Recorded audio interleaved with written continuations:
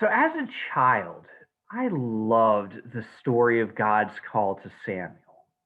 It spoke to my desire to be chosen for something special. Here was this boy living at the house of the Lord, working as a servant and acolyte to the priest Eli. He was not exactly an orphan, but he was given to Eli after being weaned because his barren mother had promised that if God gave her a son, she would give him back to God. And it couldn't have been an easy life, being raised by a priest who was going blind and working for the adults rather than having the freedom to play. But in one night, when Samuel was 12, according to tradition, it all paid off. He groggily awoke to Eli calling him for help, which probably wasn't that unusual of an occurrence. But although the voice sounded like the priest, Eli denied that it was him, and it eventually became apparent that it was in fact God calling, that the Lord had chosen Samuel as a prophet to convey God's word to the people of Israel. God called the boy by name in the familiar voice of his mentor and spoke clearly to him, designating him a trustworthy prophet. And when I was in elementary school, this story checked many of the same boxes for me that the Harry Potter books would check when I was in middle school. I imagined, falsely, that I had a rough life because I didn't have as many toys and games as others, and adults didn't take me seriously. But I was serious about God and spent lots of time at church, which made me different from my peers. And I dreamed that I was actually special in ways that no one recognized, and that someday soon I would be chosen and everyone would see how special I was. And it probably didn't hurt that I also really liked I, the Lord of Sea and Sky, a contemporary hymn partly based on the call of Samuel. It was ubiquitous in my youth. Now, I don't know whether any of you felt a similar connection to Samuel in your childhood, but once I was in college, I found a very different connection to this story. When we focus on the lovely, intimate tale of God calling in the night, it's easy to miss the second half when God actually says what God wanted to say. God's words are a searing indictment of Eli's failures as a leader. The priest had two sons who he brought up as priests, but they turned out to be scoundrels. Using the threat of physical force, Hophni and Phinehas would take all the choice meat from the sacrifices for themselves, leaving only the undesirable parts to be offered to God. And they forced themselves on women who came alone to worship at the shrine. And Eli recognized the error of his son's ways. God had already sent one messenger to prophesy that Hophni and Phinehas would die for their sins. But Eli was unwilling or unable to restrain them.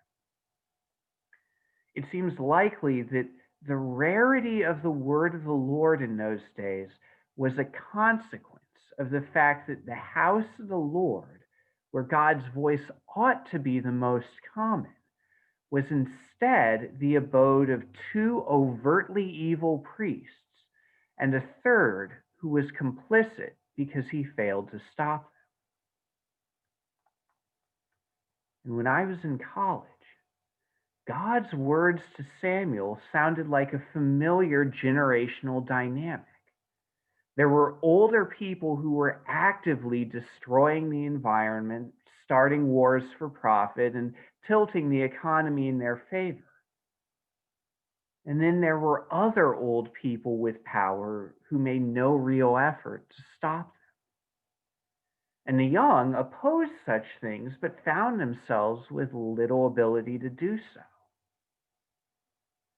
And within an active group of 18 to 22-year-old Episcopalians, we lamented that there were fewer and fewer young people in the church, at least in part because so many old folks made a stink about a gay bishop, or continued to drag their feet about calling women to positions of institutional authority, or looked the other way when priests abused children, or wasted their energy worrying about property rather than serving those in need.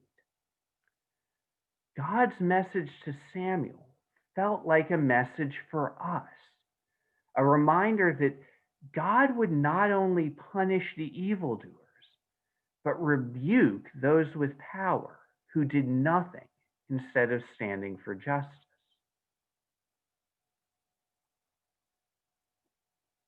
But neither my childhood love for the call to Samuel, nor my collegiate fascination with the indictment of Eli tells the whole story of what God is saying.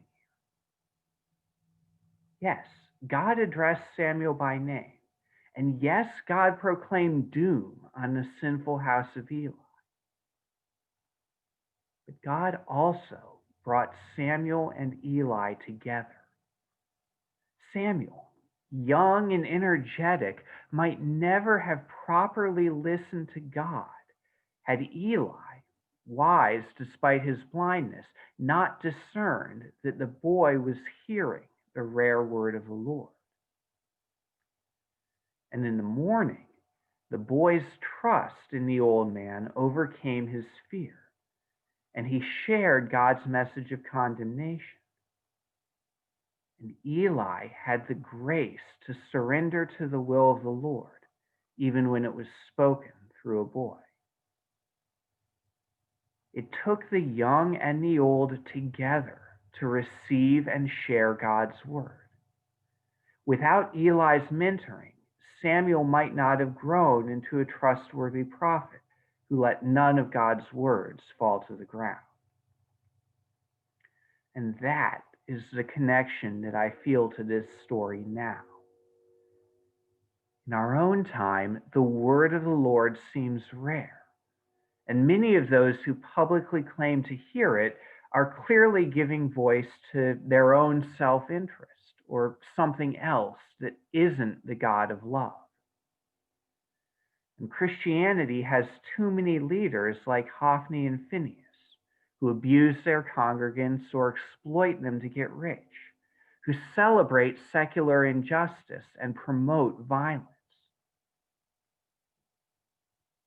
But even as older folks with power in the church and in the world have created, exacerbated, or failed to address a host of problems, God continues to call younger folks by name, not only drawing them into the arms of love, but raising them up as leaders to bring us closer to God's kingdom.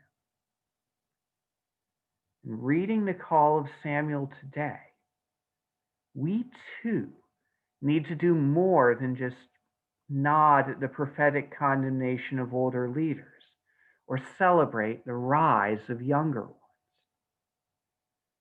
We too are called to build relationships like the one between Eli and Samuel, to be the old folks who recognize that a new generation must fix our mistakes, and to be the young folks who understand that we cannot solve things if we do not learn from our elders who lived with the problems. God is calling every one of us, even if not in an audible voice. And I hope that each of us is willing to answer that call by saying, I will go, Lord, if you lead me. I will hold your people, old and young, in my heart.